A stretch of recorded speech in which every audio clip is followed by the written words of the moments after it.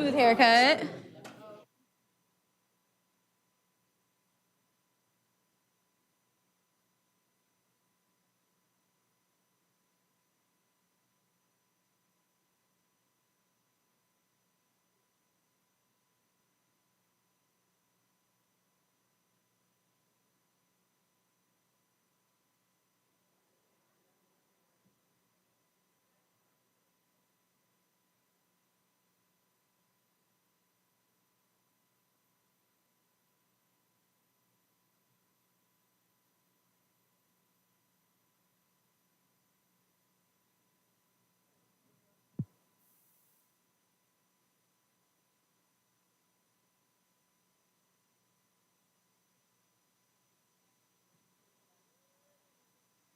Grab any batteries.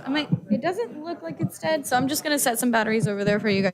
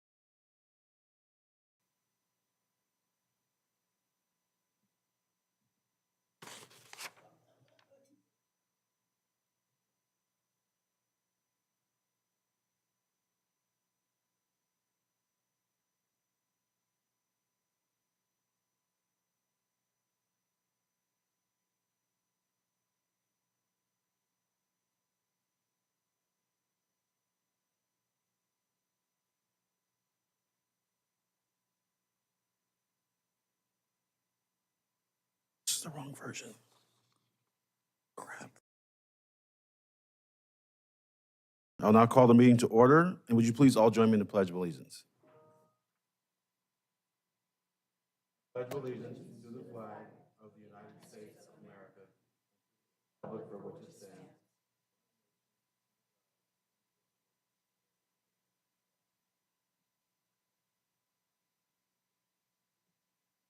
May we have a roll call, please? Counselor Montague, Here. Counselor McLeod, Present. Counselor Smith, Here. Counselor McGee, Counselor Newton-Azor, Present. Counselor Thompson, Here. Mayor Johnson. Here. Thank you very much. Before we kick off tonight's agenda, I would like to take a few moments to honor former Mayor Russell Tripp. He's a community leader. So I've prepared a few statements or comments, and then Dr. Avery from LBCC as well will be making comments, and I've asked his daughter Heather to join us also to close out the tribute. Former Mayor Russell Tripp passed away March the 3rd, 2025. I'd like to take a few moments this evening to remember him and to acknowledge a few of his impactful contributions to our community. Russell Tripp, known also simply as Russ, which I knew of him, is fondly remembered as a longtime Albany resident who was devoted to service to the community and made extensive contributions to the community in both private and public sector. Russell Tripp's record of public service began when he enlisted in the United States Army and served from 1945 to 1946. And he attended Willamette University, graduating in 1950, and a graduate of Stanford University, graduating in 1953. He also studied New Zealand as a Rotary Scholar. He achieved professional prominence in real estate, finance, before serving as mayor from 1965 to 1970. I was born in 1965, so it was a few days ago. Russ played a pivotal role in establishing Lynn Benton Community College and simply advocating for its main campus to be in Albany. In 1967, he was elected and served the first LBCC Board of Education. You'll hear more about his importance to LBCC from LBCC President Lisa Avery. During his service as mayor, he worked vigorously to upgrade wastewater treatment infrastructure and advocated for proper compensation to make employment in the wastewater system competitive with other local employers.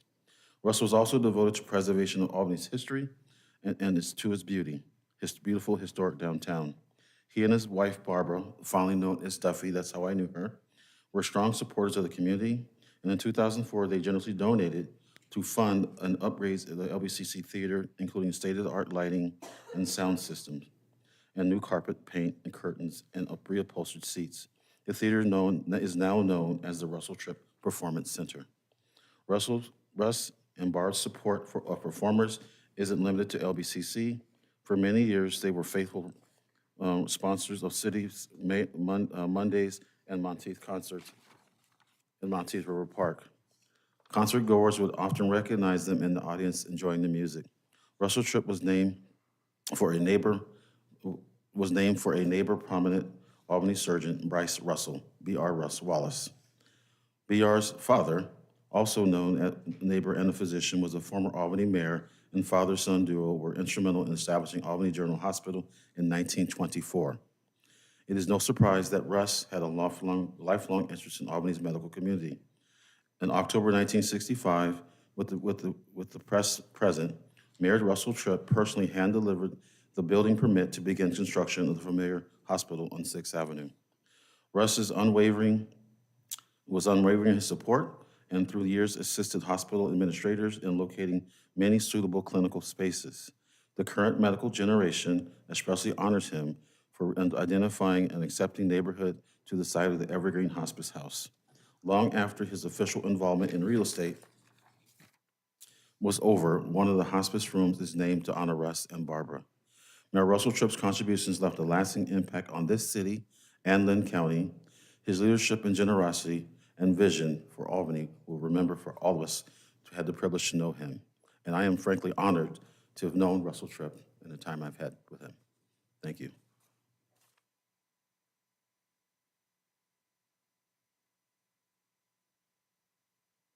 Thank you, Mayor. Again, my name's Lisa Avery, proud president of Lynn Benton Community College, and happy to say just a few things about Russ Tripp tonight. He was in many ways the father and the founder of LBCC, and As you indicated, Mayor, in 1967, after very passionately advocating for a community college in Lynn County, Russ was elected to serve on our first board and then also selected the piece of property that we're on for LBCC to be built in beautiful southwest Albany, and helped us to secure that land. He exemplified what it means to be a roadrunner, and his vision wasn't just to create a college, but to create opportunities that transform lives, and that's still what we do to this day. We strive to live up to the standards that Russ set for us, removing barriers, creating pathways, and ensuring that education is accessible to all members of our community. So during his 12 years he was on the board, Mr. Tripp shaped the policies and vision that continue to guide us. And in 2004, he and his late wife, Duffy, generously funded renovations to our theater, as you mentioned, now named the Russell Tripp Performance Center. And in fact, our choir had a lovely tribute to him a couple of Saturdays ago after his passing. His generosity, and in fact, of the couple and the family continued throughout Russ's life, and he donated $100,000 to the music program just last summer. And I'm proud to say that our choir is going to be able to go to Korea with partial use of that funds, and many of those students that are going to be going to Korea don't even have a passport and have never left the U.S. So this is a once-in-a-lifetime opportunity that no one can ever take away from them, and it would not be possible without his generosity. A personal story, and I'll be brief with this. I'm sure lots of us have Russ stories, but as soon as the COVID, I started at LB during COVID and wasn't able to have in-person meetings at first, but at the first in-person meeting that I was afforded was Russell. And he came to visit me in his red convertible. We had masks, we stayed far away from each other and had a good conversation about how LB would do in responding to the pandemic. He had tough questions, and I hope I provided satisfactory answers. But last spring, I saw him at an event, at a Kiwanis event. I went through my speech and my slides and got done and asked him how he was doing, and Russ looked at me rather sternly and said, "Not great." And I thought, oh God, he didn't like my speech. What did I say wrong? And I asked why. He said, well, it's raining, and I had to drive here with the top on my car. Other than that, though, I'm doing great. You did a good job on your speech. That's awesome. So his legacy lives on, and every student who finds opportunity at OBCC and the communities we serve are much, much stronger because of his vision. So Heather and her sisters and the rest of this Tripp family must already really miss Russ, but I'm sure that they too are proud of the impact he made, not just on LBCC, but he and his wife made on the entire community of Albany. Thank you, Mayor. Thank you. Yes, please.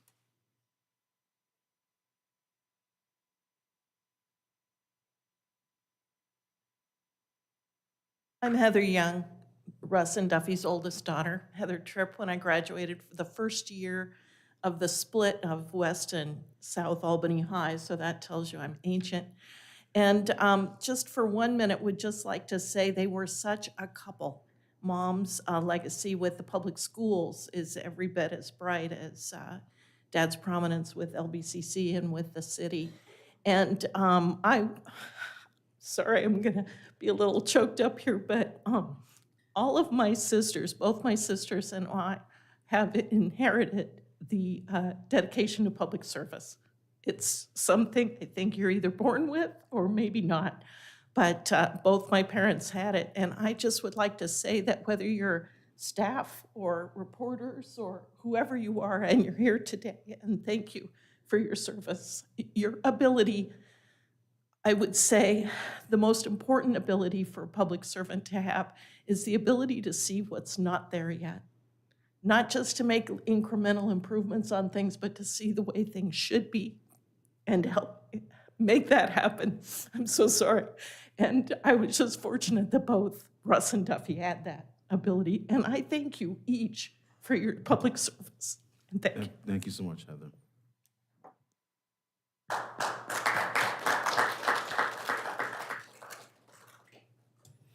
Would anyone else like to speak about Russell Tripp in the meeting?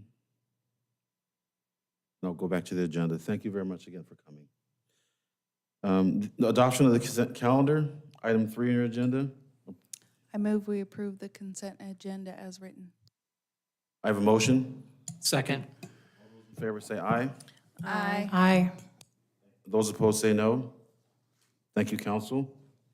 Next on tonight's agenda is public comment. Public comment is, I changed the name of this with the help of the new city recorder and our deputy city manager. Public comment is a time for Albany residents to speak and for councilors to listen. The council won't discuss topics or make decisions during public comment, but will take comments and requests under advisement. Speakers are limited to 3 minutes and must follow the council's rules and observe the same standards of decorum. If unable to do so, they'll be asked to step down and take a seat for the audience for the rest of the meeting. When you get to the microphone, please give your name and state whether or not you live in the city of Albany. Thank you.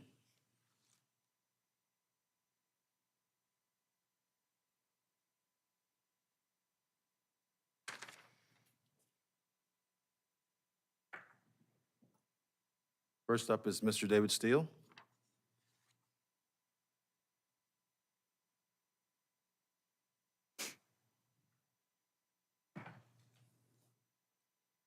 Good evening, Mr. Mayor, City Council. My name is David Steele. I work here in Albany. So good evening to everyone. I'm the Executive Director of Albany Helping Hands, and I'm coming before you this evening to remind the City Council of our obligation in serving the city and our homeless population. Our vision of building low-income housing for those in our community that struggle with sustainable housing because of physical and mental and financial challenges. As many of you know, our shelter is a high-barrier shelter, and we provide a clean and safe environment for individuals who desire to be clean and sober from the use of drugs and alcohol. We are challenged with the need for more space to better serve our homeless population of the city of Albany and to provide meals, clean beds, and hot showers.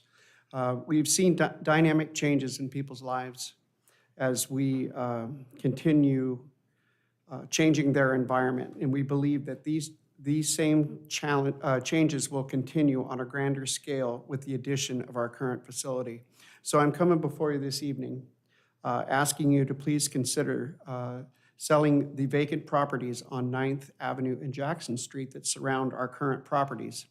Having these properties would enable us to move forward in building a 70-unit apartment complex that would allow us to provide low-income housing for many in our city.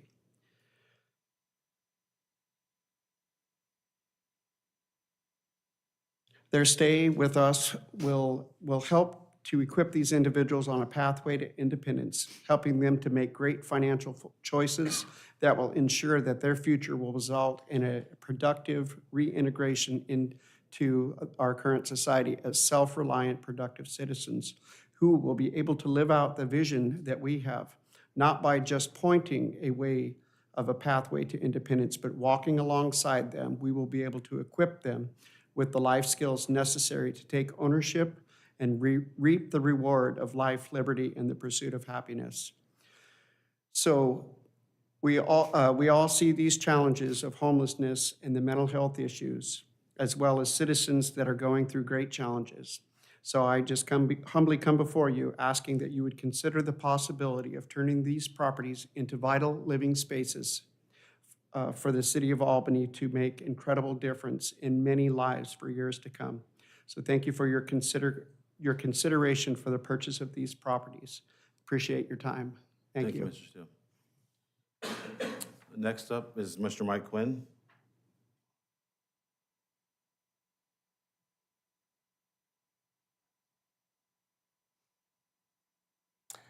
My name is Mike Quinn of Albany.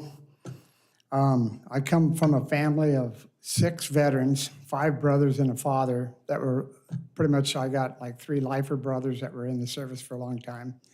I look around here, I see a retired helicopter pilot over here. I see a retired Navy person, veterans here. We have a public works director that is a veteran. I don't know, but that's good. That's a good thing. What I'm here for tonight is I want to try to advocate and talk about the veterans apartments that's going to happen out at Timberland Park.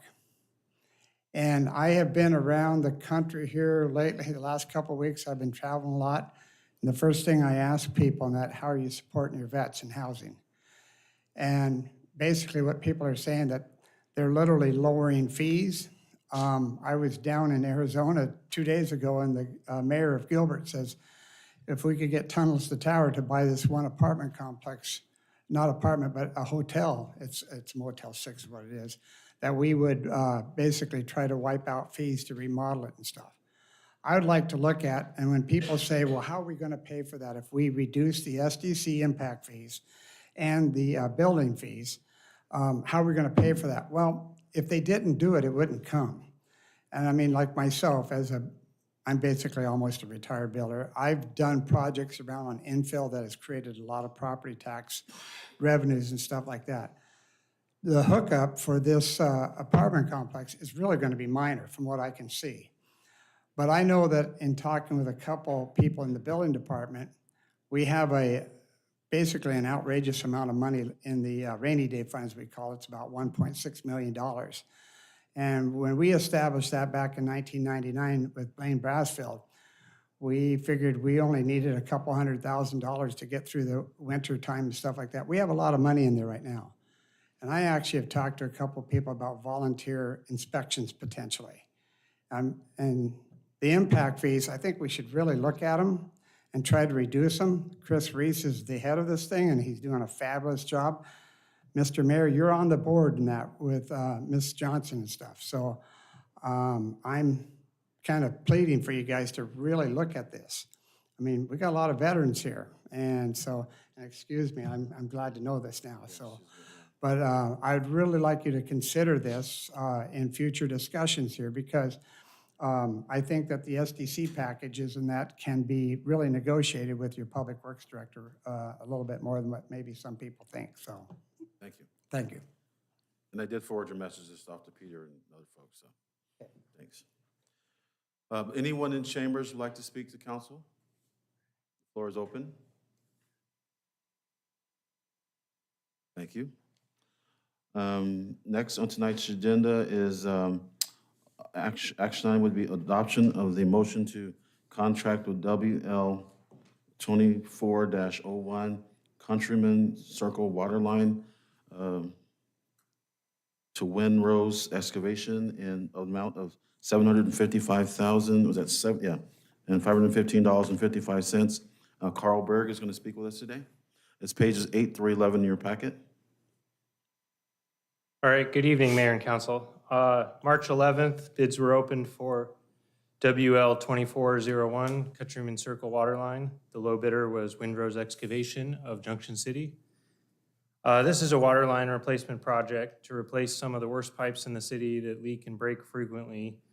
Our water department is out there often making repairs, taking up a lot of their time and also inconveniencing our water customers with frequent shutoffs. So staff is recommending council to award a contract in the amount of $755,515.55 to Windrose Excavation of Junction City, Oregon for the construction of this project. Council, any questions? Any discussion? Councilor Thompson? Yeah, this really predates me, but I have heard, sitting through meetings, this area. So first off, Countryman Circle, this is outside of the city limits, outside of the Correct. UGB, right? Yeah. So prior to annexation, this area, throughout the North Albany area, quote unquote, there were several water districts, I believe. That's the historic line that needs to be replaced, right? So when you replace lines in that area, is that a higher cost than, say, typical, quote unquote, typical city areas? I'm guessing yes, having walked through that area. Yeah, it depends. There's a long history with that North Albany Water District, which I don't know the whole history of it, and the annexation that happened a while ago, 30 years ago or something. But Director Bailey is here, who could probably speak to that. I saw Carl give me the woo. So yes, Councilor Thompson, this area is part of what we now call the North Albany County Service District. And There's a long history of how those water districts out there were combined once the city annexed North Albany, and then the water districts out there had an option to join the North Albany County Service District or not, and this area did. So I could give you a whole long presentation on the North Albany County Service District, but to your question, all the water customers in the district pay a surcharge on their monthly water bill, and that money goes into a separate program in the water fund that helps pay for these types of projects. It doesn't capture enough money to fully pay for all of the need immediately out there, but we do try to save money in that fund and attack these water lines as we have enough money to do projects out there. And as far as the cost, I don't think the actual bids are higher because of its location in the city. It's not that far out of town, but it is outside of the UGB. So I heard you say, I guess to really drill down, are we getting full cost recovery? Because these folks who live in this area they're not paying the city's service fee No, on their utility. They're not paying City of Albany property taxes. no. So I sure hope that we're getting the full. No city service fee or property tax money goes to the water program Well, anyway. I understand that, but what I'm saying is they're not. But, so, full cost recovery, the short answer is no. And I could bring out the study that we still have, it's typed, of the financial plan when the district was formed, and the city went through the process of establishing rates for the new county service district that was outside of the main city water system. And at that time, the full cost recovery dollar amount, I don't remember what it was. This would have been in the 90s, but it was well more than $15 a month, which is what it was set at. And so we had the city council voted to establish the surcharge on the North Albany County Service District customers at the rate that they voted it at, and it was not the full cost recovery. I will say that we just finished the water master plan, and the next, we have a Deb Gallardi, who you'll be hearing from in a couple of weeks, is going to help us with a water financial plan. We can't get that started right away because we need to do a little bit more work establishing the final list of capital projects in the water system, and then we're going to develop a water system financial plan because we have a lot of work to do with our rates in the water system, which are not appropriate right now. And as part of that, there will be an analysis of the cost of maintaining the county service district system, separately from the main water system, and how we want to handle that. So, yeah, you're saying we'll have a second chance to really. Yes, dig you will into get the- another, you will probably wind up hearing another dollar figure that is untenable for a monthly surcharge for North Albany County Service District customers, and have a chance to revisit how you want to handle that group of water customers as compared to the main city water customers. Well, in some fashion, I want to get it close to what it costs us. What I'm trying to avoid is the degree to which actual city residents subsidize the water provided to this area. So how much is left in that so if this goes through, this project, how much would be left in that? I don't know off the top of my head. I can find out and get that to you. Are there other, I know there was a variety of water districts at one time. Does that cover, No, we're down to one. We had okay. two. We had Dumbeck, Okay. which the city absorbed, and it's now also part of the North Albany County Service District. That was quite a process. Okay. Thank you. Are you done, Counselor? Yeah, thank you. Thank you for all that. Any other counselor have any comments or questions? I have a motion and a second. All those in favor say aye. Aye. Those opposed say no. Thank you. Thank you. Thank you very much. So item D, was going to be pulled, excuse me, item Bravo, adoption of the award for Deerfield Park renovation, yes. We did. Didn't. We did, I'm sorry. But we have consensus. Okay, so is there a motion to approve? Approve. Second. I just, since we're in this process, just one quick comment to kind of wrap up my questions. As we look in the future when, if this North Albany Water Fund comes up again, we need to look hard that they're paying a similar rate, maybe not rate, but we can't be giving out water Equitable rate. to people that are not in the city and don't pay the city taxes that the rest of us do, so. Thank you. So, is there a motion? Yes, we have a motion. I move to And approve. we have a second. All those in favor say aye. Aye. Those opposed say no. I feel a little jet lag from all this flying around. Thank you. So item B, we're gonna pull that off. There's some due diligence that the Parks Department needs to do with that project. So it's award of Deerfield Park renovation contract to Durbin Excavating in the amount of $662,000 and $431.65. And so I've been asked to move that off so they can continue to work on that process and understanding of the business. And so I'm gonna strike that today. Next is item 6 is informational briefings and staff reports. Real property discussion on 9th and Jackson, city-owned properties. Possible action, discussion, direction, Director Ruckers, and it's page 14 through 174 of your packet. Yeah, good evening, Mayor and Councilors. Yeah, I apologize for the big packets, but I did include the entire appraisals there. That's the meat of the packet and why there's so many pages. So just want to make sure you had all the information. I'm here for two, so you're stuck with me for a little bit. So the first property I was going to talk to you about is a continuing conversation that started back in September on the properties that the city owns at 9th and Jackson, specifically 503, 519 9th Avenue and 817 Jackson Avenue. I'll just do a very brief overlay because I know I've been here talking about these before. So they range in size from approximately 3,600. There's 3 parcels ranging in size from 3,600 square feet to 4,100 square feet. All the properties on the entire block are zoned LI, or a light industrial zone. And you can see actually a picture of the properties on page 17 of your packet.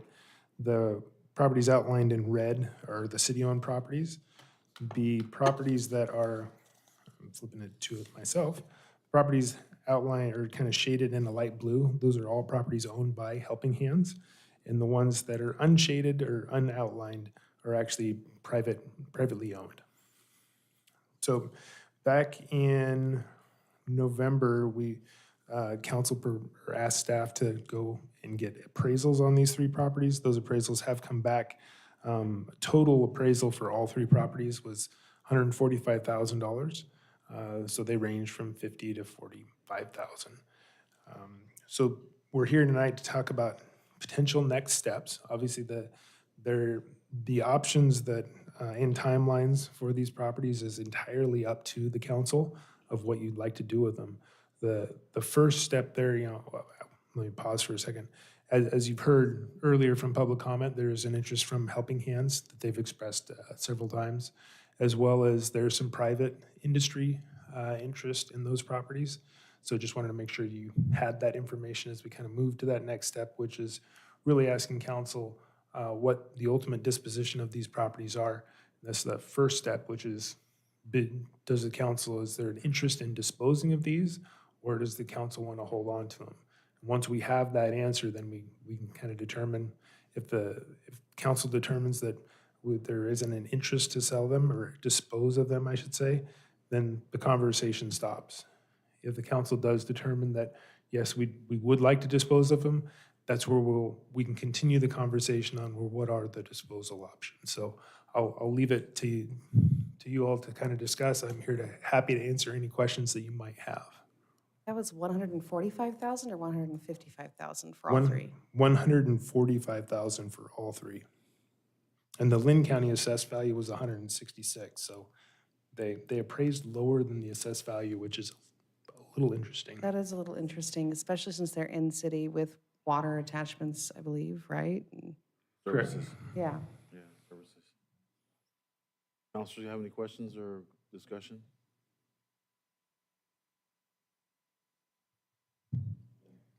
Any specific direction we'd like to go? Counselor Sure, I'll Montague? start. I continue to not know what to do with these properties. I know that, we've previously used them for emergency camping situation. I was very disappointed that we were unable to keep that open. I know that's a big need in our city, and I have continued to hold out hope that we could reopen something like that. But I also know we need more low-income housing, period. And I know that's a goal for Albany Helping Hands. Do you know if they want all properties or just one of the properties? They want all three. I'm getting signals in the back. As I understand, they would look to acquire or have asked to acquire all three. One thing that I will note is with the LI zoning or light industrial zoning, to do a use like Helping Hands is proposing, I believe that would require a zone change. Not Okay, that was gonna impossible, be my other question, but just making sure that council's got that information. So Yeah, I also, hesitate changing one little island in the middle of our map just so we can get that. But anyway, all that to say, I am still kind of not sure. Yeah, so I just wanted to let you guys know that. Well, Go ahead. Counselor. I'm not interested in gifting these properties at all. Neither am I. I think that they need to be sold for real market value, and open things up for a bidding process, like if people are going to submit their projects and what they were going to do, and have it undergo a regular review process, like how we've done for other properties that we've sold. That's my 2 cents. I want to see us also weigh the how each organization that is interested maybe in this property is run and how they contribute to the community. So I think there needs to be like kind of a rubric and a process for assessing the impact and then also selling them for a real market value, not gifting these properties. We need to sell our property for money. So are you saying you're interested in I'm interested in selling these Disposing. properties. and not Disposing, keeping them? right. Okay. Disposing of them, correct. Councilor McLeod had something. Thank you. I also am interested in disposing of the properties. I also believe that we should be selling them at fair market value. I would like to see proposals from interested individuals or groups about not just affordable housing, but also for opportunities to provide jobs in our community. If this is a business that might like to take over these properties, how many jobs would be provided at these locations? So I'm open to both the housing options and the commercial options that would provide jobs for the residents in our community. Thank you. Councilor McGee, you have anything? Okay, Councilor Smith, do you I have also anything? would like staff to tell us. I would also like staff to tell us, like, I know we were just reminded of the zone change, kind of more of like that process and maybe how that would impact that area. But sorry, I didn't mean to interrupt. No, it's okay. Councilor it's fine. Thompson. Go ahead, please. I was going to ask the question myself about the zone change. So when we consider a zone change and that zone change would apply for a very specific use that Helping Hands would be looking at doing. As you kind of indicate of going down this RFP process, or a process that would sell or dispose of the properties for real market value, or maybe a kind of a highest and best use based on pitches, and we can kind of go over what those options look like. If there are uses that would require a zone change there, that's something that they'd have to include, or we would determine with their proposal what that zone change could look like. You would need to, if that's what the proposal was based on and that ended up being the successful proposal, we would want to go into a development agreement with them in any of these, based on how you guys want to dispose of them, that would dictate that a zone change obviously would be required, and the sale would be dependent on that zone change. Obviously, we can't guarantee, because the zone change is a land use, we can't guarantee an outcome on that. Otherwise, that would be contract planning, which is highly illegal. So we would have to be very, very clear that sale would be contingent upon their successful ability to obtain a zone change. So that's, as we kind of consider the options that the council is looking at, those are those pieces that we can kind of put together. Councilor Thompson? Yeah, I just remind council, I believe weeks ago, we were visited by Van Fleet Meats, who are nearby. And, you know, I'm of the mind, declare it surplus, and then the priority purpose being a company that's nearby that probably wouldn't need a zone change, I would imagine, maybe they do. But, you know, they were very eager, and they're frankly an outstanding company here in Albany, and happens to be right near this place, and they're looking to expand. So, I mean, that's where I'm headed. My desire. I hope that's not too specific. No, you are absolutely correct, Councilor Thompson. Bill Van Vliet has reached out to us in the past. Okay. And has expressed an interest in the property. You know, obviously, he's been to council and talking about, and then has followed the progress of this. So that 100%. That's where I'm leading with this. Councilor Smith, do you have anything? I do. I don't think a zone change is appropriate in this location. It's for three little tiny properties like that. That doesn't compute for me when it's surrounded by light industrial. And I know that these have very limited use, although somebody might be very clever and be able to eke something out that is zone appropriate. I'm not seeing an urge to let go of them. I don't think we necessarily need them either. But if I was going to lean one way or another, I would go with, let's see what kind of proposals we might get for a use that fits the zone. Okay. So the direction we're giving them is to put together a RFP type proposal? So to kind of go into the options as we're looking at, what I'm hearing is consider disposing of the property. So the option would be for the council to declare it through a motion as surplus. If that's the path we're going to go down, is looking at disposing of it. Then staff, there's two different options that we can go down as in options that we've done before. One is to basically post the property for sale, advertise it, and have kind of a council meeting that is set up for people to come in and make their best pitch of what they would like to do with the property, including what they're willing to pay for it. Another option, which is a little bit more formal, would be to go through an RFP process in which the council would kind of define or not define kind of the parameters in which they would like to see development. So the type of development that you want to see, whether it's something that would comply with the underlying zone, which is LI, or you could leave that off and just say an RFP process that includes a certain number of jobs, or that's a little bit more defined process that we'd kind of have to work on. What are those parameters or sideboards that you want to put on? Doesn't allow as much flexibility necessarily in that compared to that kind of best pitch type scenario. And it runs a little bit longer. It's a much more formal process, so it takes a little bit longer. So those are kind of the two options as we look at disposal there. Is there a way to do a combination of those two? Not in a very clean way, I guess, would be the answer to that. Okay. But it's really to be clear, there is not in both ones that I'm going to be talking about tonight, there is no sense of urgency. Just because I'm sitting here in front of you talking about these, it is entirely up to this council of what the disposition is.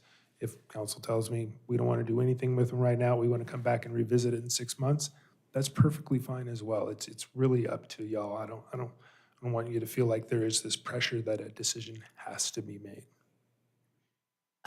I would suggest, it sounds like there is a consensus of folks that would like to declare it surplus, because sounds like a variety of opinions on what to do with the property. I would suggest that if you are gonna declare it surplus, that you go with the open RFP process, just so you can get all your options and decide. So That's what I would suggest. just to that clarify, what you're- so that would be that kind of much more open first process that I described, which is essentially we list it for sale Yep. and advertise for a specific date and time that people would bring their proposals. And I just clarify because the RFP process is a very specific Thank you. request I for appreciate proposals. you clarifying for Okay. me. So the Just first and the make sure. second one. The first one would bring a best pitch. First one, best pitch. Okay. That's my How- suggestion. How long would the pitch be? Like, I mean, we put parameters on that. I mean, you want people to be able to give a succinct yet thorough presentation. So I want to make sure that if we do decide to go with number one, that people are able to do what they need to do in the time allotted. So it doesn't feel rushed or pressured for them either. And that timeline is entirely up to council. If we want to be sure that there's an appropriate amount of time for people to kind of gather their thoughts, put together their proposal, we could set that, have to look at the council calendar, but set something out 2 months out or 3 months out. It's really, we've done them in a much shorter time frame than that. And like to come in here and pitch it, that's what I mean. So that's something that, again, that you all would decide if you wanted to give each person, 5 minutes, 10 minutes, that's really up to you. How much time do we usually give the CGBG, CD, thank you. How much time do we usually give them? CBDG. Because that felt like that was enough time for them to give us their pitch. I would have to check with Like Ann on that, but it's reference probably material. around I think it was 3 to 10. 5 minutes. I don't know. So- It just feels like that was enough time for people to really articulate their project. So I think you're talking about the Senate Bill 5561 funding when they came in and requested, and we didn't have Yeah. a specific time limit. So really, you guys Oh, could determine okay. this. But I mean, while I'm here, I just want to say that this, one thing we might do, because the properties are not attached, they're small, it might be hard to figure out what uses could occur with the existing zoning. Maybe we can, I don't know, Matthew, reach out to realtors to see what their thoughts are about the marketability, but continue along with the same process. But maybe we, before going through that, I don't know whether you'd want us to do any research on that. And if there was a zone change proposed, of course, somebody would need to really look at the whole blocks, and it would also be a comprehensive plan map amendment. There's quite a substantial amount of burden of proof on the applicant for that. So I just wanted to raise that issue too. I do like the idea of having a realtor test the waters. just to give us I an mean, idea. you've got an appraisal, I just didn't know, I mean, because the properties are so small and zoned industrial, I don't really know, while they may have an assessed value and appraisal value, I haven't, honestly, didn't have time to read the whole appraisal. I'm just curious, I don't remember, do you remember what kind of uses they were thinking? That we have. Because it can't be residential, those lots can't be built So for residential, so. the appraisals would have considered essentially highest and best use for the LI zone, multiple uses. So the other thing that I was getting to was, as we have 3 parcels here, we would probably want to list them individually because they are, in fact, one of them is actually separated from the other 2. So there may be one that you don't get an interest in. If you look at your map, there's one that kind of sets off the side off of Jackson Street. That one may not have a whole lot of interest. They are pretty small lots where the other 2 might be combined together. So it's those are the things that we can kind of, with this general direction of we'd like to move forward with this kind of best pitch scenario. we can look at, obviously, we would get a real estate agent to list the properties. So that there's a process that we'll need to go through on that. We'll be back with you on if that's the direction that you'd like to go. I like that idea. I make sure I understand what's happening. We're going to work with a real estate agent for them to like figure out some suggestions or? So what we would do is, if the council elects to basically declare the surplus property, direct staff to basically list the property for sale with basically a date for a best pitch and like bid opening, if you will, then we would acquire a real estate agent to help us list the land, because I'm not a real estate agent. So we would hire an expert to do that. Okay. So, council, do you want to declare it surplus and then set in motion having the process? Question. Yes. Where does the money come from to pay the realtor? And how much might that be? So I will have to take a look at that, but usually it's based on a percentage, or we can negotiate a rate. I would anticipate that to be in the $5,000 to $6,000 range, maybe, based on what the value of the land is. Where that money comes from, that's something I'll have to get with Peter with. They're city-owned properties, so general fund is probably the right answer, but the general fund would also be reimbursed with the proceeds from the sale, if that's what the council desired, so. And how much did we pay for the appraisals? The appraisals were approximately, I have to go back and look, but they were about $3,000 a piece. $3,000 per property lot, so $9,000, and then if we were at 5% for realtor, that's 7,250. 4,350 at 6%, 145. Well, if we were selling them for the 145, wouldn't 5% be? Oh, no, I'm sorry, I did it 3. That's 7,250, right? Am I doing my math right? Okay. Sounds right. So then 7,009. Yeah. 87 at 6%. Okay. So by the time you consider, advertising in the paper for the listing the properties for sale, which we'd want to do, you could probably expect the city out of pocket just for getting to that sale point would be around that $20,000 range would be a good general estimate by the time you figure the appraisal cost, realtor, and advertising. But I think we could just advertise the properties without listing them for sale, that we're accepting proposals on them, right? I mean, that's the process through ORS. Correct. But I don't know that we need to engage a realtor. I'm not trying to complicate it, but maybe it's as simple as advertising it if that's what you want to do, with proposals due on a certain date with. I think that sounds good. Yeah. So I know there's a commercial realtors meeting that I go through from time to time, and just I have an economic development manager, just take the flyers and her team can get that information out to the commercial realtors.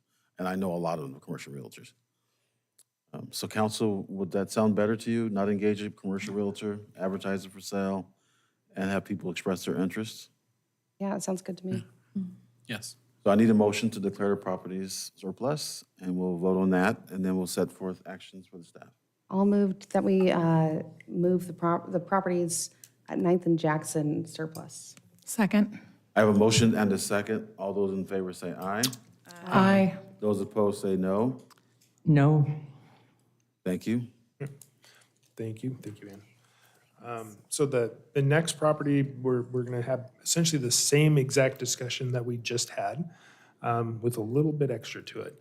So this one is on the 205 Madison property that we were at council here some time ago. Again, the property was acquired through a settlement and franchise agreement with the railroad. The property is about an acre in size, one parcel at this time. It's zoned in the WF or waterfront zone, which is a zone that allows a variety of housing choices and a mixture of housing, office, and retail uses. We had an appraisal done back in 2022, and that was appraised at $415,000 with the county assessor's value or real market value at $231. So it appraised much higher than the assessed value, which is pretty normal.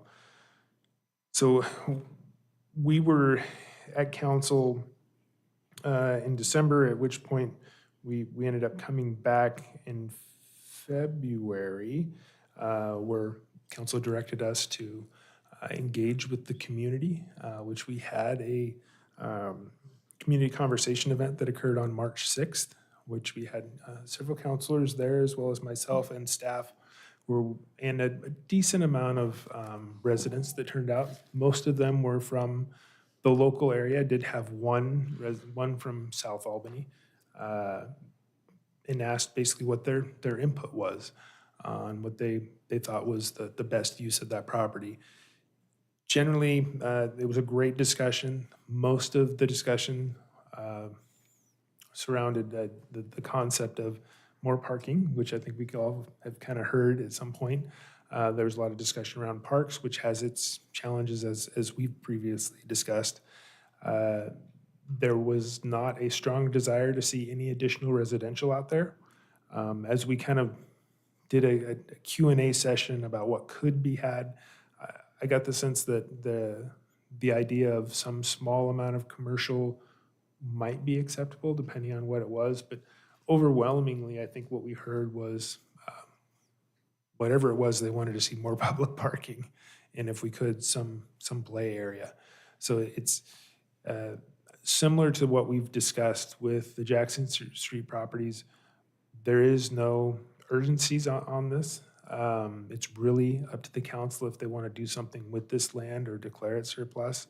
And then if you do, it's up to you as to how we go about disposing of that, whether it be through that kind of highest and best use, or maybe in this case, maybe an RFP makes more sense where we define the type of use you want to see there. Maybe it's a mix of some commercial with even some residential on top. Maybe that commercial is spec space that it could be for a coffee shop or something like that, with enough parking that could help support the surrounding communities. And it's really your call on that. So I'm happy to answer any questions that you might have about the community conversation or about the process or property.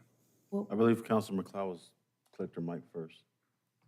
Thank you. I did attend that community conversation, and I did hear some great suggestions from people who attended. I really want to be able to see a creative use of this property.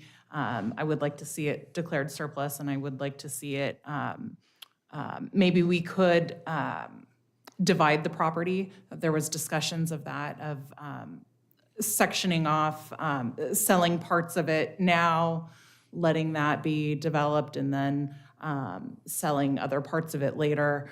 I like that idea. I like the idea of dividing it and then seeing it developed with different uses along the entire property after it being divided. So that's just my 2 cents after listening to the input from the community.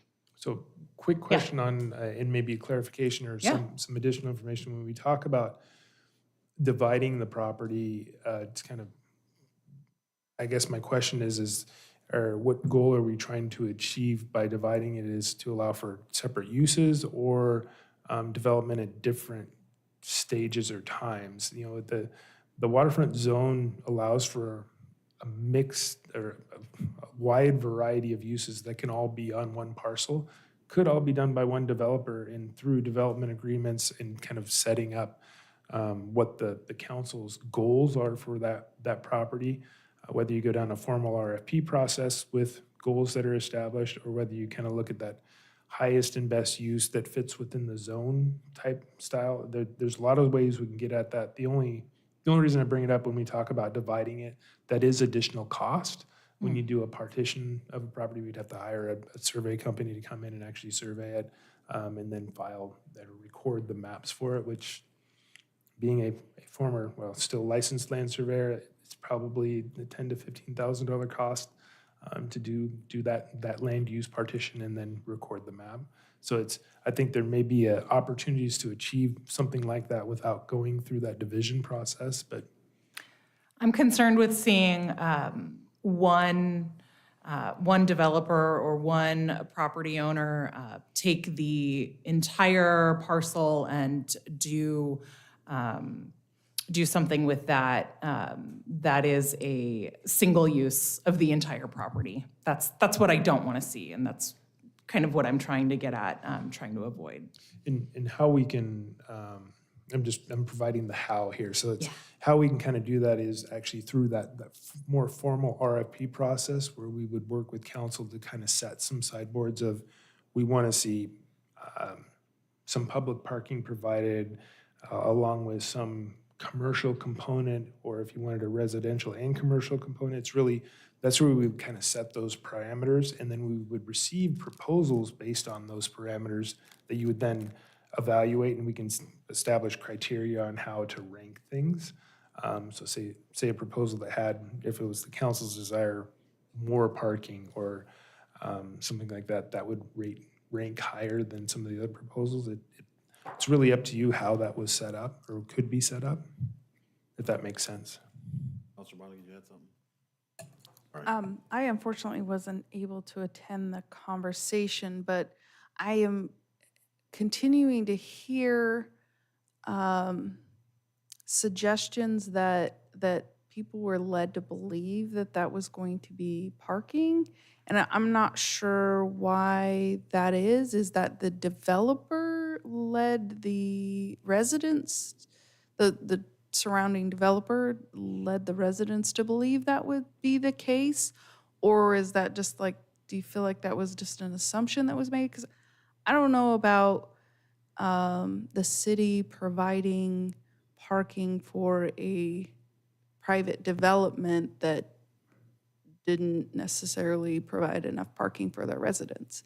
You know what I'm, like, it just, I don't understand where that continues to come up, because I've heard it several times And from we would be on different the hook to residents. maintain it too. I don't know if that's just an assumption because people did park there. I mean, I used to park there when I go to California, but I don't know if that was why, or if you heard that the developer or somebody led them to believe that would be parking.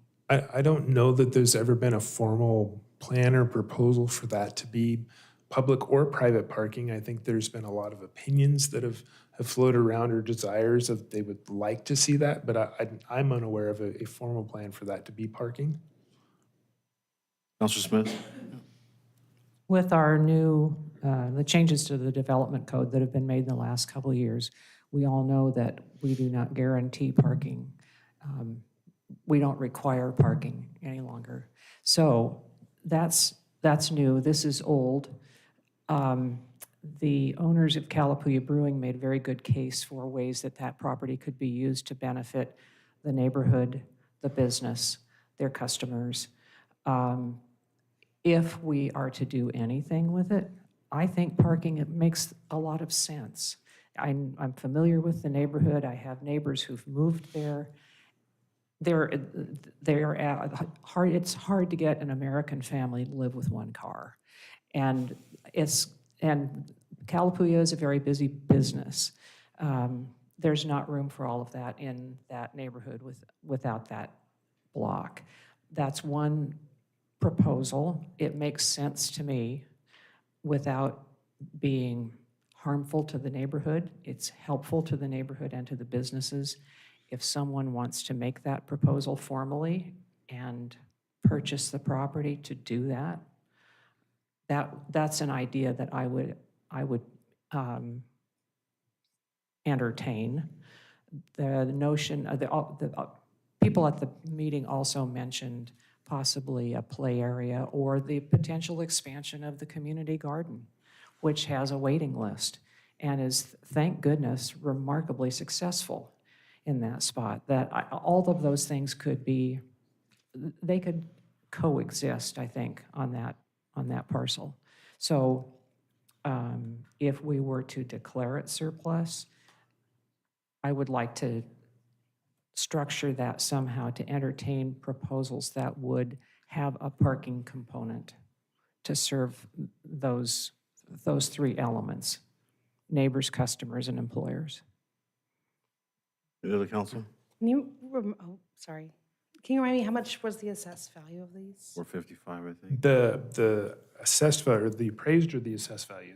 Both. Okay, I so guess. the appraised value, and this was in 2022, so it's almost certainly higher now, was $415,000. The current appraised value, or sorry, assessed value is $231,000. Okay, so praise versus assessed, okay. Councilor McGee? I'm inclined to agree with Councilor Smith in entertaining proposals that combines all three of those things that was mentioned. Specifically, the parking is extremely important over there. Councilor Thompson. Yeah, I think that event, the meeting has been well summarized by both Matthew and Councilor Smith, and the comments I've heard from Councilor Montague, I've heard them too. They exist, and I think it's just, let's face it, developers, real estate people, when they get to talking, they say things, and people take from those statements what they want, whether they're a cold, hard fact or not. This is a great opportunity to kind of correct some things in the Edgewater Village neighborhood. So I'm agreeing with what's been laid out. I heard parking, and the word park has a lot to it. Our park master plan does not contemplate this as a park in any future sense, but maybe in the lightest way, maybe more open space might be more accurate, what we're looking for there too. But I just have to say, the people who bought these things, yes, we have changed the code vis-a-vis parking. We have changed the code, and I said this before when I voted against it. Future developments are gonna have that, and we're getting the kind of complaints we're gonna get later on throughout the city. You know, it's easy to say, we need to build, we need to deregulate zoning. That's what this council has been on, even before I got on, has been on a march toward, and you're up against 30, 40, 50 years of development, and people have expectations, and maybe blame on them for not realizing what they were getting into. But the complaints I heard, I swear, you're gonna hear them over and over again. And this is one chance we have to kind of make that right, I think. And so, yes, I declared surplus, and I think in the packet it said, talked about a targeted development project based on community input. That's where I want to head towards. Councilor Newton. I want to mention, I don't agree with pigeonholing it to have to include parking. I think that we should see highest and best use. We shouldn't limit it. I think, yes, take community input, but, I don't think a parking lot is always the best use for a lot. I'd love to see, mixed-use residential, having another business down there, and then, housing up on top. I'd love to even see like a community garden over more parking. I just think that we need to move forward that way. So I just wanted to clarify with my comments about dividing the property.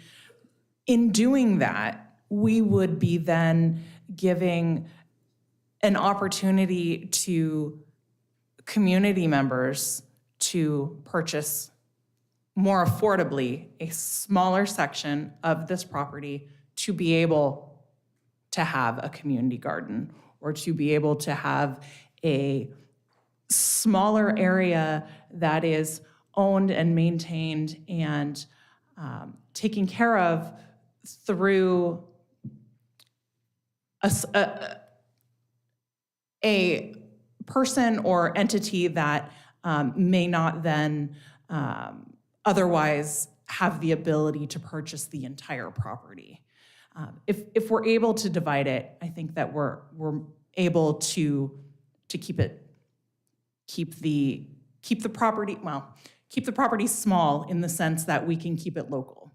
we can keep members of our community involved in this area instead of selling it to a corporation who's just going to do whatever they want, something big and huge with the entire property. If it's divided, then we can sell it to members of the community who may not otherwise be able to afford the entire property. And to be able to have the garden or a small parking lot or something to that extent. Those were my thoughts on that. Thank you. So if I could just provide a little bit of some information. So when we look at, as I'm hearing, some great ideas, and a lot of them are involving parking, as well as, community garden. So there's going to have to be if we're looking at, like I say, an RFP process, the potential for finding a developer that's willing to just go out there and build parking without some other revenue generating source on site is pretty much zero. So that you're looking at the city building parking at that point. So just want to make sure that we're understanding that's how that would work. With an RFP process, we could potentially take kind of these ideas that we've got of parking and potentially understanding that it would need a revenue source, and it could be set up in a fashion that you're requesting proposals from developers that would be willing to build some aspect of, say, to Councilor Newton-Azor's point, commercial with maybe a certain number of residential units above it, and then a certain amount of parking that was available to the public. So they still have a revenue source that they're going to be able to, because most developers want to make or need to make money to be able to survive, so they've got something that they're able to actually generate revenue from, but also providing this kind of public benefit, and they're also on the hook for the maintenance of it. So there's ways to do that, and even sometimes potentially by incentivizing that type of development through the adjusting the sale price. So as you talk about, if the land is valued at $415,000, maybe it's sold as a reduction to account for maybe them providing additional public parking. So there's a lot of different ways to kind of set this up that could achieve that goal. And depending on where that council lies, that's some of those parameters that we could kind of work up and bring back for you guys, like a first cut at to massage, if that's where you want to go. Okay, so I'm hearing that we want to make it surplus and then have staff bring back a proposal, a more formal proposal or RFP with us determining which proposal meets the highest and best need. If the council would prefer, we could come up or kind of work up a scenario of what an RFP could look like there before you declared it surplus, if that's what you'd rather do before going down that path, but that's entirely up to you. I'm not trying to talk you out of declaring it surplus, just providing the option. Declaring it surplus doesn't give us any sort of timeline either. Oh. So.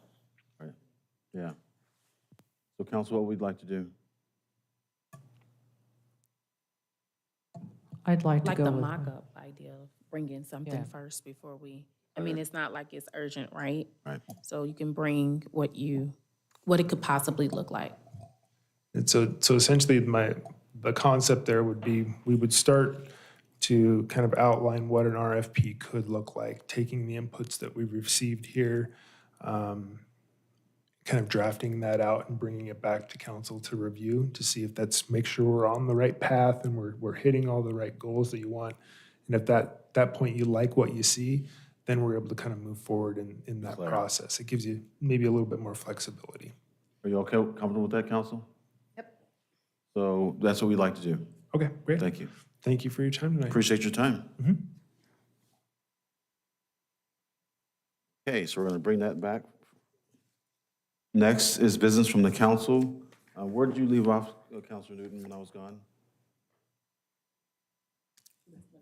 I don't know. Okay. I'm going to go this direction. So I'll start with Ward 1 and end with me. So, Councilor Thompson. I don't have anything tonight. Thank you. Councilor Montague. This weekend, I got to go sledding, and the snow was amazing, and the sun was out, and it didn't even rain on us, so that was amazing. But otherwise, not a lot going on. Counselor Smith? Three things. First, to explain my position with the Ninth Avenue properties, it's hard for me to envision what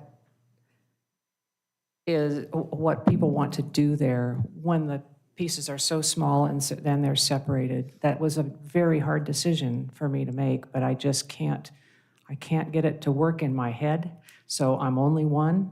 The decision went another way, and I just wanted to explain that. I could not reconcile it in my own head. Two other things.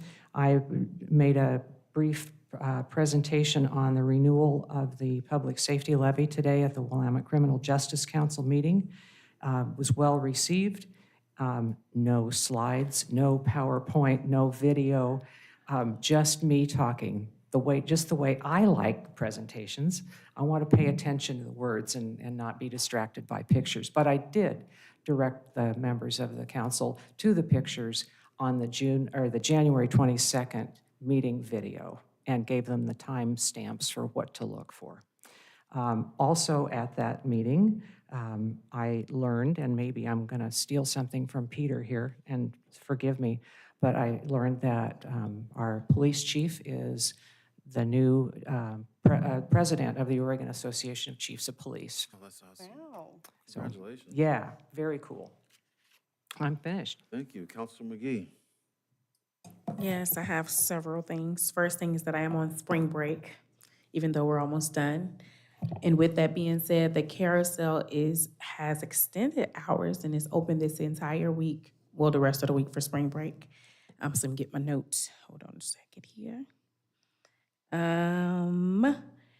And they need volunteers. So if you are able to or can encourage folks to volunteer, anyone from operators to tour guides, et cetera, concession folks, they need them. And the extended hours are gonna be Friday and Saturdays. They'll be open until 7 p.m.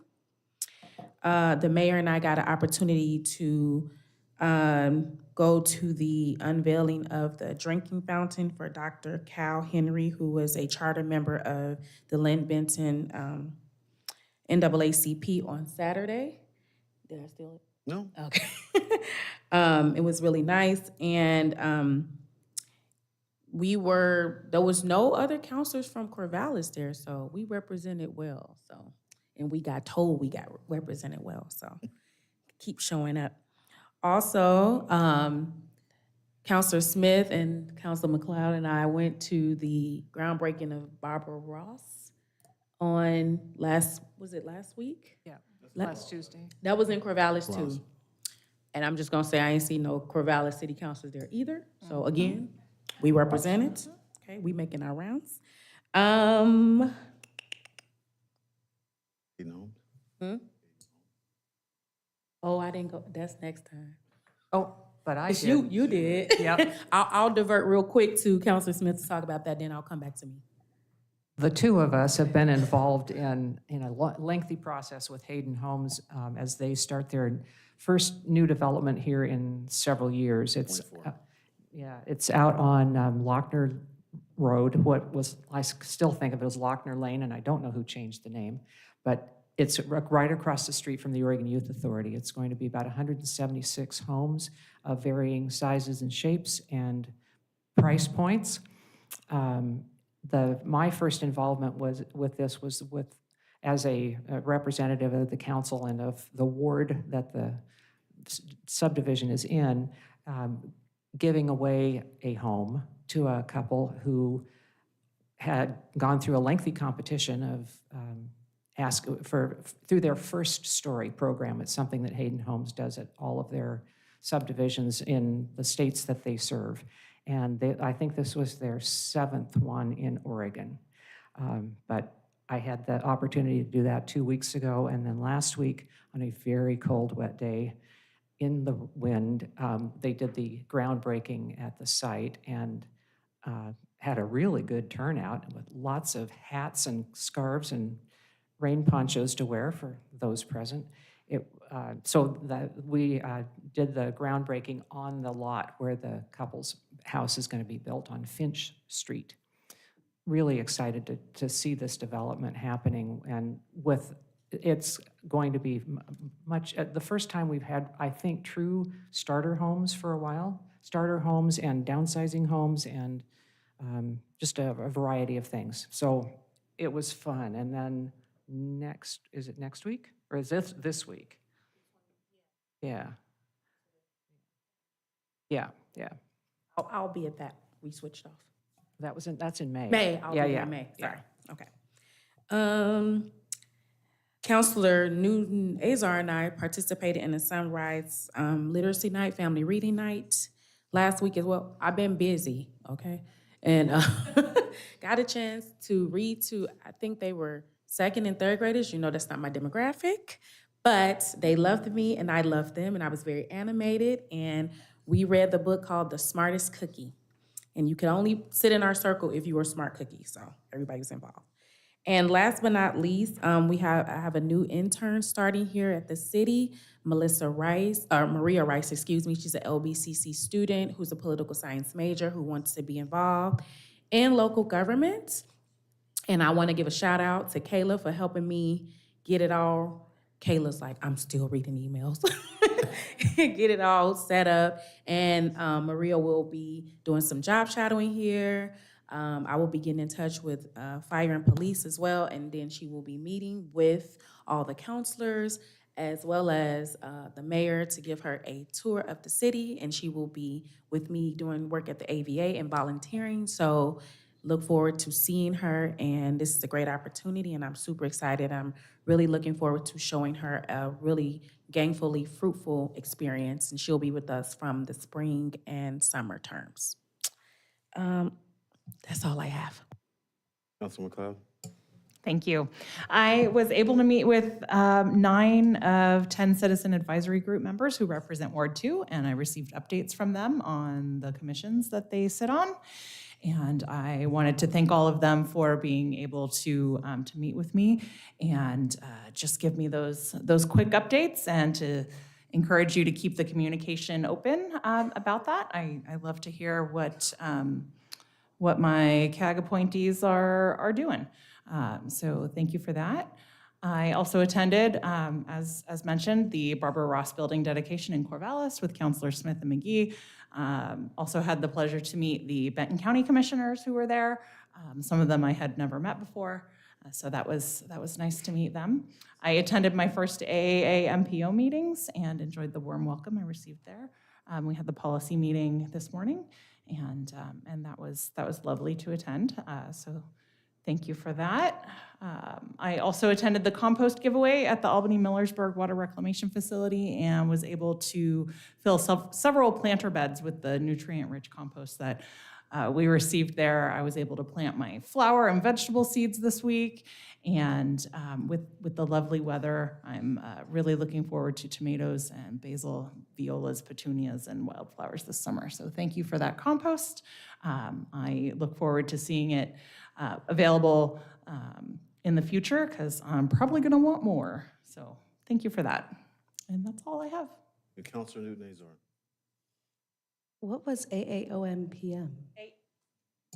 AAMPO, AMPO, Oh, okay. the What is Albany Area Metropolitan Okay. Planning Organization. That didn't like register in my brain. I was just like, what are all these letters strung together? Sorry. Yes. So as Councilor McGee mentioned, we went and read at Sunrise Elementary School. I think this is my 3rd year in a row. It was a lot of fun, some great readers, and I did get recognized like the following week by one of the kids, and she told her mom she read me a book and thought I did good voices. So just letting you guys know I do good voices. Okay, so then I had a quick question. I know we've discussed previously about the low-income program for folks in need assistance on our water program. And I was wondering if staff had an update at all on where that is at, or if more people have enrolled, because we had a very small amount of people that have taken. I don't think we have an update for you now, but we can certainly bring one back to the next meeting if you want an update on how many people have enrolled Yeah, in I'd our? love that. And I'd love actually if at the end of each month, if we could get an update on that, because I feel like, have we redone, or like maybe quarterly? Just know, like, because we only have like a couple, like not even a couple hundred people on this, on our low-income assistance program. I feel like a lot of people don't know about it, or maybe they aren't accessing it for different reasons. I want to get to the bottom of that, and I want to make sure that people are able to utilize assistance when it's needed.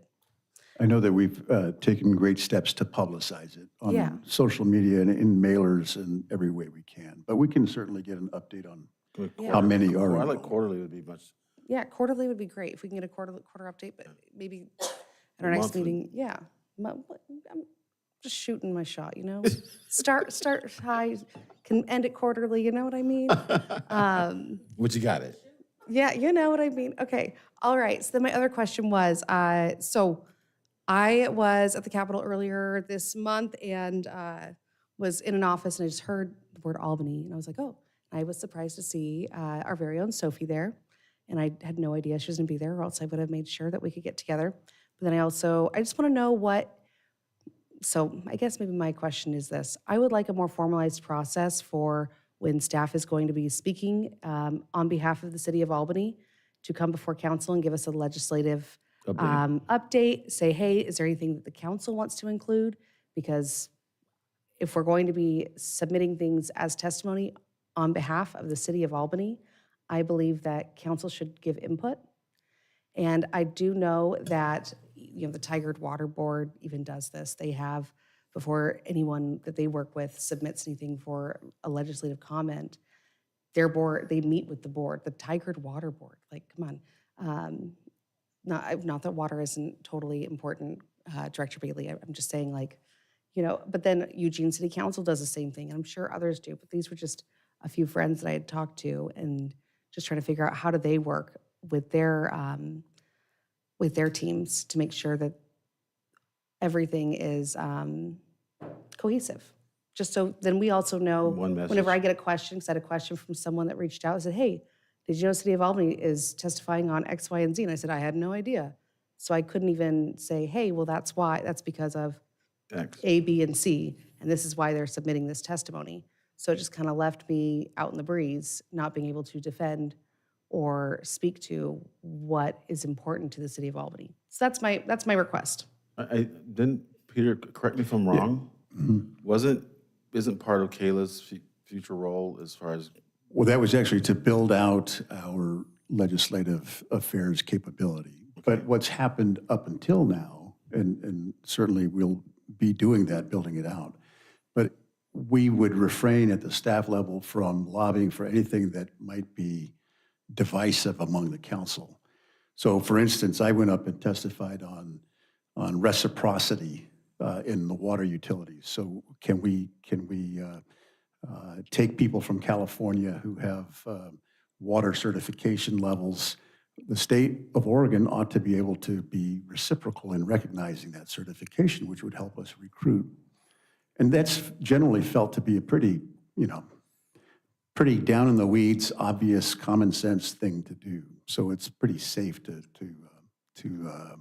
testify on that subject. If it's something that's much more contentious, then Mayor, we would always talk to you first and let you know that something was happening. But honestly, we would not probably testify on something that had our council split in the down more or less down the middle, or was in any other way contentious for the council. Yeah, when I spoke on Measure 110, strengthening that bill, I had sat down and talked to the councils about what I was going to say ahead of time. And as you know, it was very personal to me because of my goddaughter. And so I was asked to testify twice by the League of Oregon Cities, and some changes have been made or are going to be made. But I do agree that it should be from the council, especially if it's contentious, like you said, we should have some consensus. I just want to know what's going on. Yeah, and I think that, yes, have council included Especially in that with discussion. especially with speaking for us. Yes, absolutely. When you're saying that you're representing the city of Albany, I think that council should be informed of what you're about to say. Agreed. Yeah. Councilor Smith, you had something? One of the things that we did earlier in the year was to adopt our the priorities for the city of Albany legislatively this session. And when staff provides comments, it's generally limited to those topics. Right, that's correct. Yes, or in support of the full range of 9 subjects that the league has adopted as legislative priorities this So in time. that sense, council already has been advised. Correct. And then we will get requests from LOC to come and Talk about it. talk about those When subjects. when those come up and also the league has a weekly phone call every Friday at noon for everyone. There are usually about 200 people on that call statewide getting an update on where those priorities stand, what's going to be scheduled for a hearing in the next few days, the next week. They ask for testimony, they ask for letters of support. That's every Friday at noon, and we all get notified of that in our email. It's also not unusual in the session for the league to call and say, hey, can you come up tomorrow and testify? Right. So I find that it is, yes, we have our priorities, our legislative priorities. There were over 3,000 bills filed this session.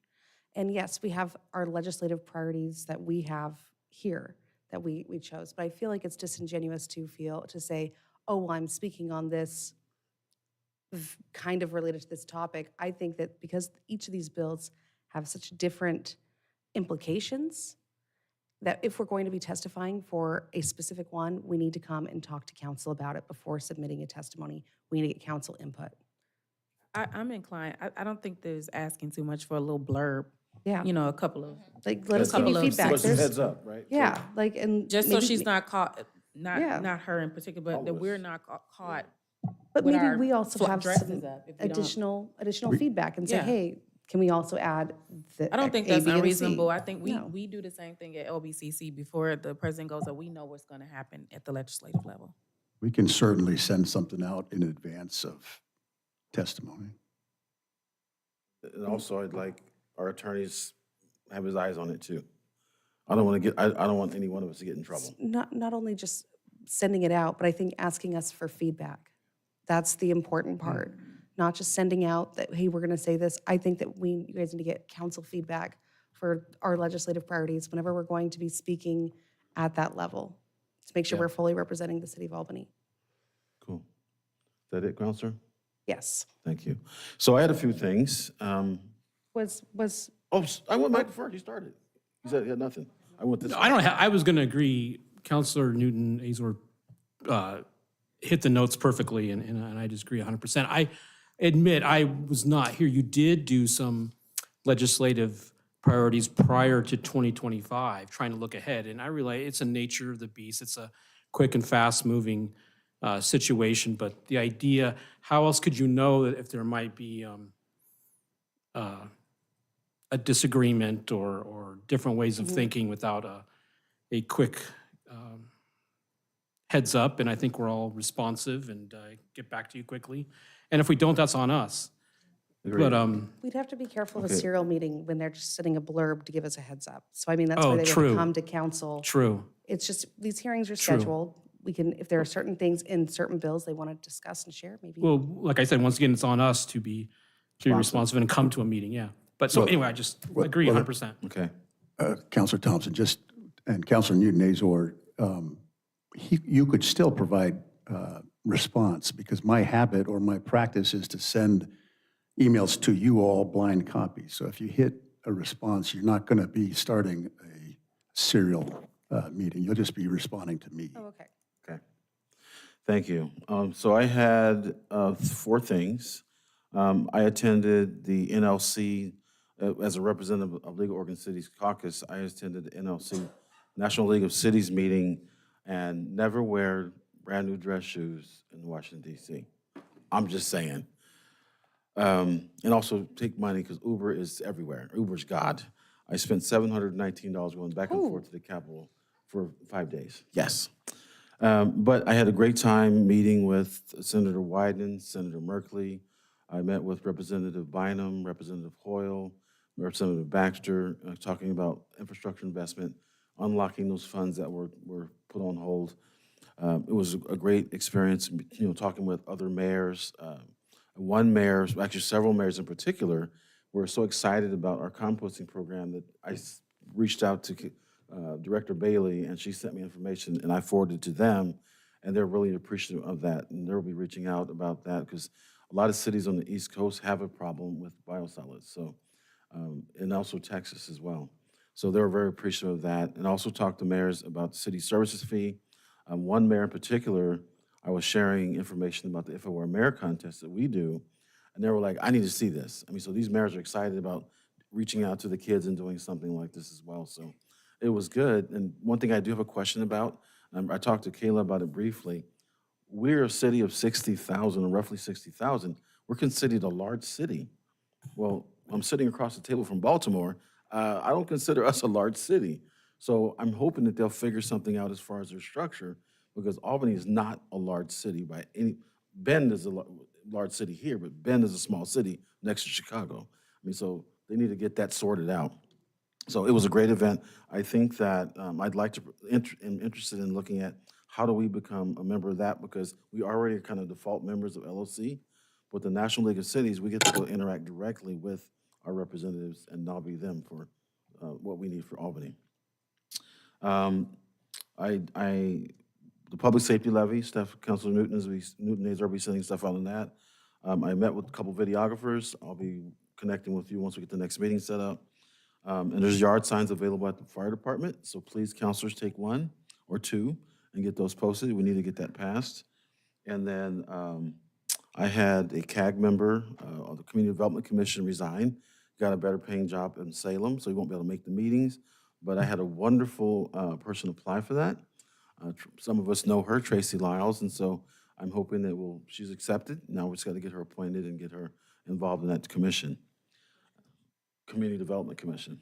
So we grant monies to local nonprofits and organizations that help homeless and also rehabbing homes. And the last thing is I attended these funeral services of my aunt Georgine, and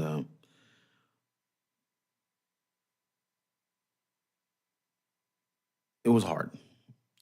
She was married. She's been married to my uncle. Matter of fact, they got married in September of '65. I was born in June, and they got married at 19, and we got married at 19 years after they got married. So we have this special relationship, and I loved her, and I missed her. And the funeral, I don't like funerals. I like celebrations. So it was a quasi-celebration funeral, but we had her buried. She was buried at Miramar National Cemetery, and 21 gun salute, the flag. I mean, and I didn't know this until then, that she was she was in the Army, Marine Corps, the same length as my uncle. So she got military honors, and it was really impressive to see the military come out like that. And one of the things that was wonderful is that the young man that was a curator that day was one of my uncle's high school football players, 20 years before. So it was a wonderful moment to see that. And with that, never rent a car in San Diego or Washington, D.C. I have never been so stressed since I moved from there to here. When I left the airport in my rental car, I'm like, I should have taken Uber because this is ridiculous. But I enjoy being back home. The city of Albany is a very special place for me. And I'm honored to serve, and I was really happy to see everyone in good shape when I got back. And with that, I'll turn over to City Manager. Thanks, Mr. Mayor. I appreciated the chance to take 12 days off myself over the last couple of weeks, and thank you to Kayla for acting as city manager during that time. When the schedule gets a little bit lighter, we try to combine council meetings and maybe even cancel them, but the opposite is true too. Sometimes things come up, so the council will have a follow-on ARA meeting on April 9th. You'll see information come out about that. And then on April 10th, there's a joint session with the council, the Budget Review Committee, and the Planning Commission on the CIP. And that's unusual in that that's a Thursday evening. What's the CIP, Peter? The Capital Investment Program. Then this week, or I should say that this afternoon, you may have seen an email come out from Kayla about telephone polling that will be conducted about street maintenance for residents of Albany. Many of them will be getting that phone call. And then lastly, Councilor Smith did steal my thunder, and that was congratulating Chief Harnden on taking over as the president of the Oregon Association of Chiefs of Police in next month, starting next month for a year.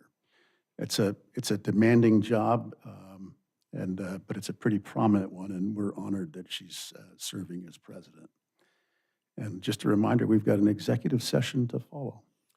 Thank you very much. With that, item 9 on your agenda is recess to executive session.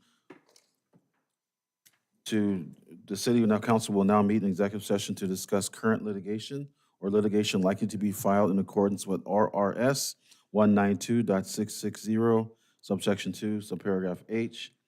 Representatives of the news media and the designated staff and other persons shall be allowed to attend executive session. All other participants must exit. Online audience members will be moved into a waiting room, and when the council returns to open session, staff will readmit them to those remaining in the waiting room to rejoin the meeting. In-person audience members must leave the council chambers and wait in the hallway. When the council returns to open session, staff will open the doors and you can rejoin the meeting. Representatives of the news media are specifically directed not to report on any of the deliberations during the executive session, except to state the general subject of the session as previously announced. No decisions will be made during the executive sessions. I now recess to executive session at 7:36 p.m.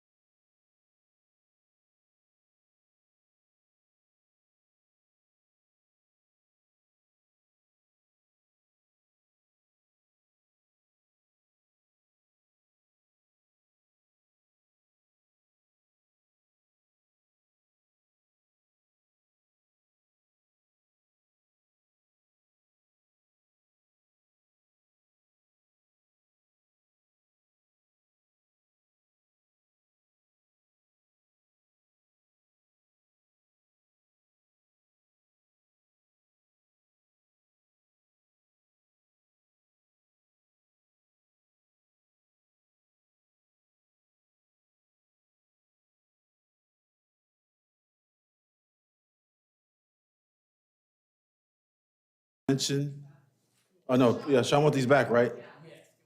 Just put them back up on the counter there, if you don't mind. I'm not making him walk.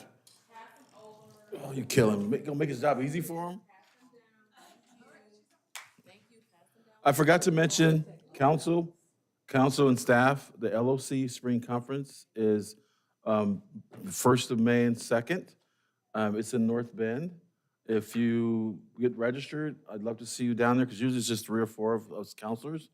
It's a great opportunity to network and connect with folks.